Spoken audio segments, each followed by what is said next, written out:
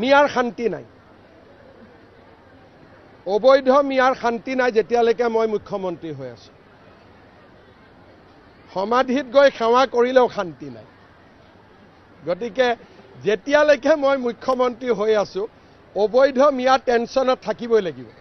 মই নাথাকিলে বেলেগ কথা আৰু এটা জনগোষ্ঠীক টাৰ্গেট কৰি তেখেতে যিবিলাক ব্যৱহাৰ পাতি যিবিলাক কথা বতৰা কৈছে একেবাৰে সৰু ল'ৰাৰ নিচিনা কথাবিলাক কৈ আছে এইটো আচলতে তেখেতে ফ্ৰাষ্ট্ৰেশ্যনত ভুগি আছে তেখেতে মিয়া মানুহক মানে তেখেতে মুখ্যমন্ত্ৰী থকালৈকে মিয়া মানুহে শান্তি নাপায় বুলি কথাষাৰে মানে তেখেতৰ সাংবিধানিক যিটো পদমৰ্যাদা এইটো লাঘৱ কৰিছে তেখেতে নিয়মমতে শ্ৰমোটো কেছ তেখেতৰ ওপৰত ল'ব লাগে গভৰ্ণমেণ্টে লৈ তেখেতৰ মুখ্যমন্ত্ৰীত্ব পদৰ পৰা খাৰিজ কৰিব লাগে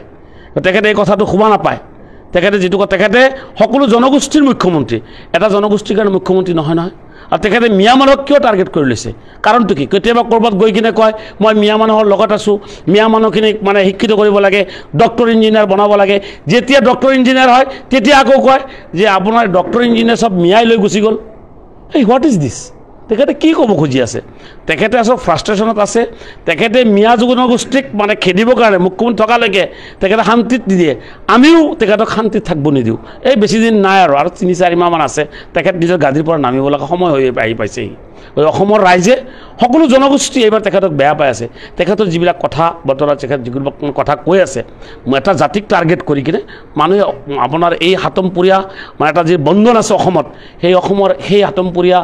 বন্ধনটো ভাঙিবৰ কাৰণে যি চেষ্টা চলাই আছে কিন্তু এইটো সাকসেস হ'ব নোৱাৰে অসমৰ মানুহবিলাক সবে বুজি পায় বুদ্ধিজীৱীসকলে বেয়া পাইছে অসমীয়া মানুহবিলাকে বেয়া পাইছে খিলেঞ্জীয়া মানুহবিলাকে বেয়া পাইছে সকলো জনগোষ্ঠী আমি একেলগে বসবাস কৰি আছো ভাতৃত্ব ভাৱ মেইনটেইন কৰি বসবাস কৰি আছো কিন্তু এটা জনগোষ্ঠীক এনেকৈ টাৰ্গেট কৰি লৈ কিনে অসমখন আগুৱাই লৈ যাব নোৱাৰে এটা জনগোষ্ঠী য'ত নেকি আপোনাৰ 1 কোটি জনসাধাৰণ আছে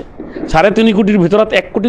জনসংখ্যা য'ত নেকি আপোনাৰ মুছলমান মানুহ এটা জাতিক মানে আপোনাৰ খেয় প্ৰতিপন্ন কৰি এটা জাতি খেক কৰি কৰে তেখেতে বৰ অসম গঢ়িব নোৱাৰে অসমখন আপোনাৰ দেশৰ ভিতৰত শ্ৰেষ্ঠ ৰাজ্যৰ ভিতৰত তালিকাত লৈ আহিব নোৱাৰিব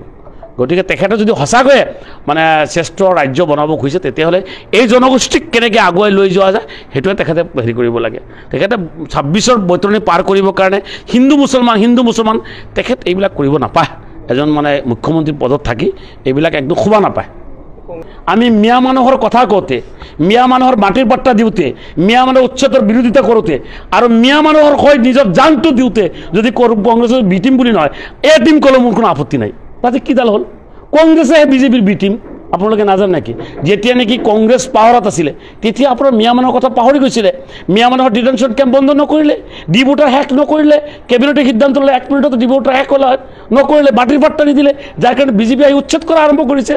কংগ্ৰেছৰ গৰিয়ালৰ চকু পানী টকা বন্ধ হৈ যাব মিয়া মানুহে বুজা হ'ল গতিকে কংগ্ৰেছে যিটো ভাবি আছে তেখেতসকলে যদি চৰকাৰ বনাব খুজিছে আপাৰ আসামত যাব লাগে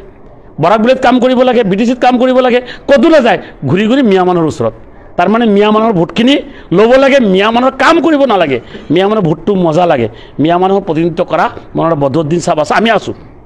গতিকে কংগ্ৰেছে আৰু আপোনাৰ হেৰি কৰিব নালাগে গতিকে কংগ্ৰেছ পাৱাৰত আছিলে 15 বছৰ এই পাৱাৰত থকা সময়ত মুছলমানৰ কাৰণে কি কৰিছে তাৰ হিচাপ তেখেতসকলে দিব লাগিব প্ৰথম তাৰপিছত মিয়াৰ ভোট খুজিব লাগিব মুখ্যমন্ত্ৰীৰ পৰা আপোনাৰ অসম বিধানসভাৰ মজিয়াত মই একমাত্ৰ ব্যক্তি যিয়ে নেকি আপোনাৰ দলগাঁও সমষ্টিৰ সমস্যাবোৰ স্বাস্থ্য শিক্ষা ৰাস্তা ঘাট সকলো কথা সমস্যাৰ কথা দিছপুৰৰ মজিয়াত উপস্থাপন কৰিছোঁ আৰু মই উপস্থাপন কৰাৰ পিছত মই সেইখিনি